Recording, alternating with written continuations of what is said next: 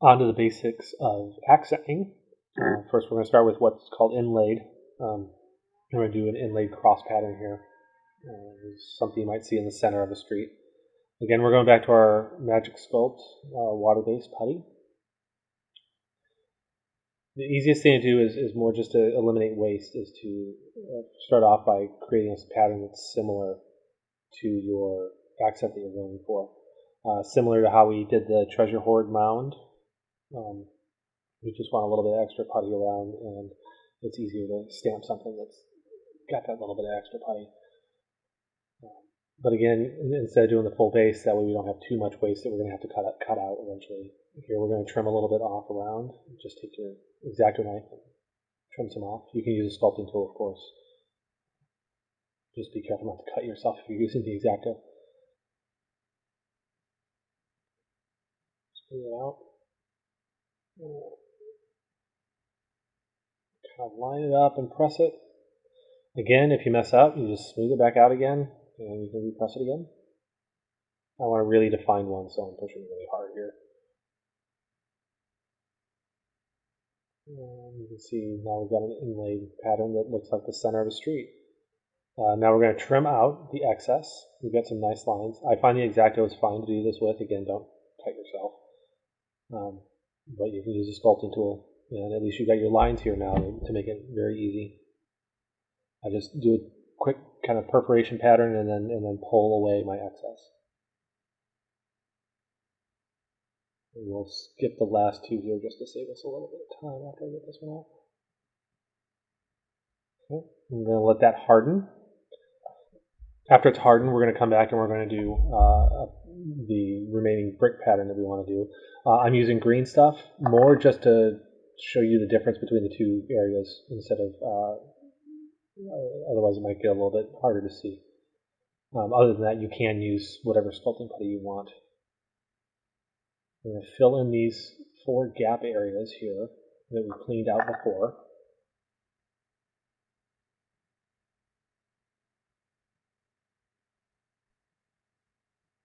Depending on what you want to go for, I'm going to try to make it actually level with the brick that we've already got in there. Streets, you wouldn't have a raised area, so we're going to make sure that the brick pattern is a little bit level.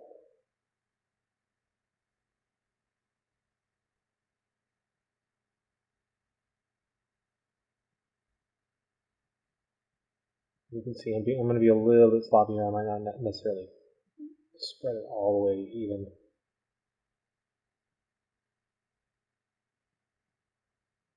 But there, I was taking a little bit of that same beeswax chapstick I like using. Smooth it out. We use the herringbone pattern. Start to press it in. I was kind of lining it up there, but there we go. I can go back and clean it out if I need to, if it got forced in any of those cracks. Next, we're going to do a little bit of a path. So we're going to take this arch here. We're going to show you a little bit of a time saver thing. Sometimes, it's kind of difficult to stamp and then try to get the same thing twice on it, like with this path that we like doing. Again, we're going to roll it out, get a rough feel for the accent we're going to go for. Pick our initial spot on the base. Lay that out. We're going to trim our edges again. You don't necessarily have to do this. I like doing it because when you do stamp it down, if you've pre-trimmed it like this, when you go to stamp it, it will many times help keep it within the confines of that lipped base. Otherwise, you're giving your putty some room to kind of splooge over the side. I'm going to line it up carefully, give it a press.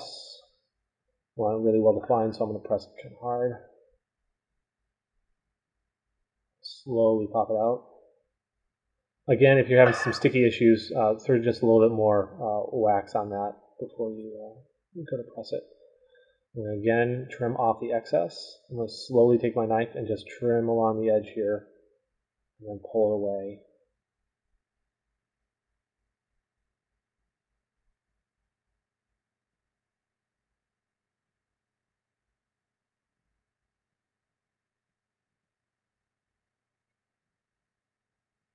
Just smoothing that down.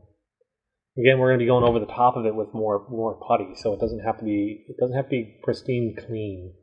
But to have a decent amount out of the way will at least keep you from having really weird bumps or anything like that next time you go to stamp your next part.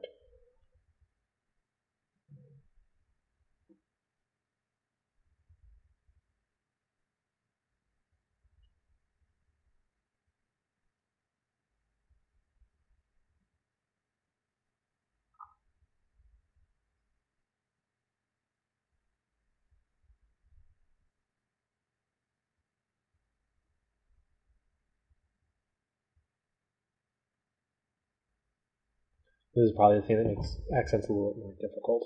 It does take a little bit more sculpting practice, but at least you've got your patterns down, and it makes it easier to trim. Okay, now to save us time, because normally we would have to let that harden before we put the next side of our path in. So instead, we're gonna take it and actually, yeah, see. Instead, we're gonna put some putty in our accent here and sort of make kind of a bit. We'll roll it up and make our pattern.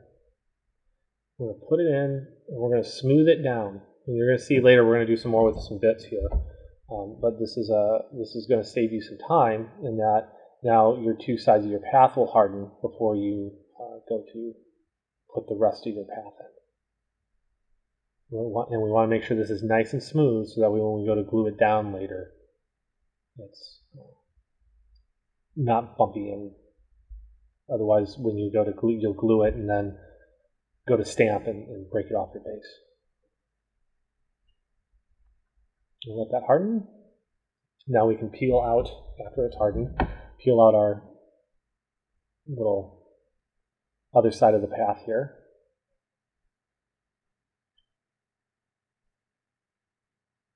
We're going to find about where we want to go, and then we're going to trim it or glue it first. Well, it did fit pretty well, so we're just going to go ahead and glue it on.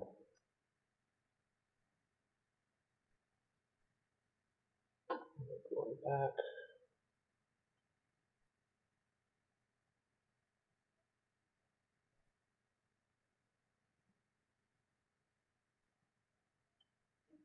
A little bit overflowing over the side there. We'll just snip it off real quick.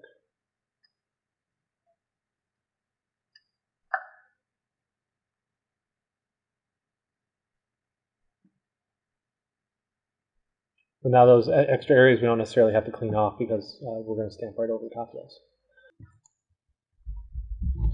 Here I've gone ahead and pre-filled in around our path with the Magic Sculpt water, smooth it down. This time I want the path edges to kind of stick up a little bit. So I smoothed it down a little bit. In doing so, I got a little bit in the crack, so I'm going to just take my sculpting tool, or I can take my X-Acto if I want to, and trim those areas out just a little bit. That way we keep our defined mortar joints.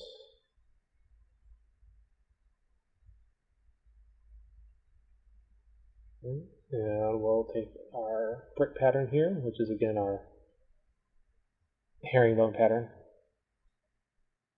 Press it really hard because we got to get around those bricks. And you can see we didn't get too much, but we've got a little bit of faint lines. So again, we'll take our pick and just sculpt that one or two mortar joints back in, and there we go.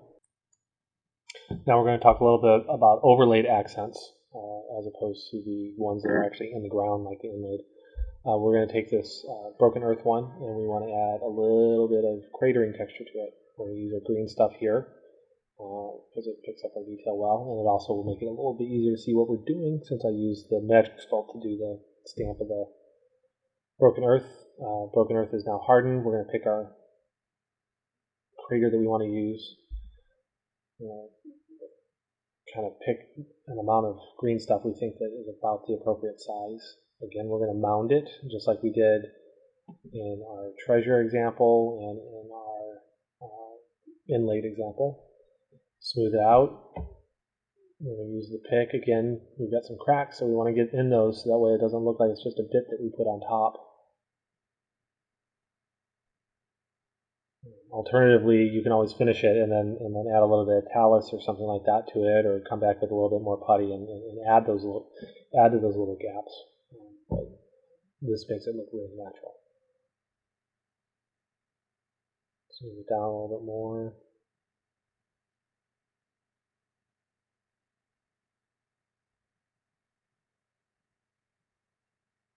Press in our crater. And there you go. Now it looks like it's just bombed out Earth. We can add some more to it if we want to. Again, we got a little bit more of a floating line. We can just take our tool and just smooth that out just a little bit. Get a nice good seal. Now let's talk a little bit about molding and adding bit accents. You may hear some people refer to these as press molds, and this is where you're going to hear about that name. We're going to take the jerry can or the crate or whatever, and sometimes it's a little bit harder to press when you go to pull them out. They tend to deform, so we're going to take a little bit of green stuff, and instead of pressing and then pulling out, we are going to fill the thing that we want to make a bit of. By bit, we just mean any little doodad or decoration that you want to add to your base. So we're going to go with the jerry can. We're going to press it in nice and firm and keep filling it until we know that we filled that entire negative space.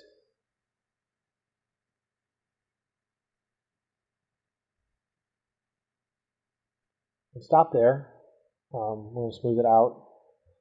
But here we're going to show you a little bit of a trick. We're going to trim off some of our flashing, and then we're going to show you how to really make this thing easy when you go to pull it out.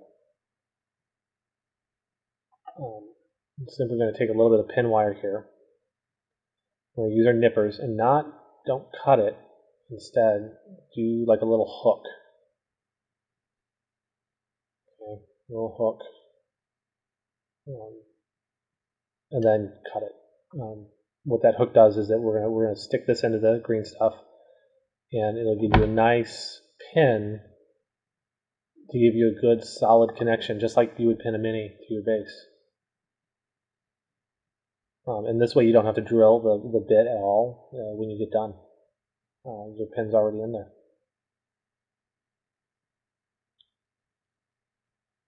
So we're going to sit and let that harden after we've smoothed it all over. Our bit's hardened. All we have to do is just kind of flex. Nice thing about rubber, you can just kind of flex and pull your jerry can out, and now we have a perfectly good bit that's perfect for putting on a base. We're going to trim our pin down.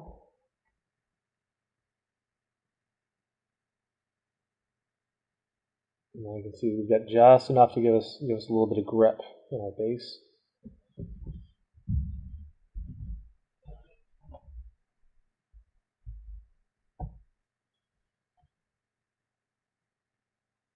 Smooth it out. Get it ready. Here we're going to use a broken earth stamp after we get this all smoothed out.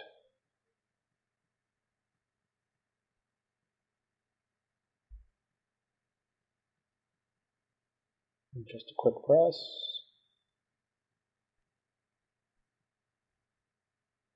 Now we're going to take it, and just like we did with our mini, we're going to press it in and give a nice keyed area.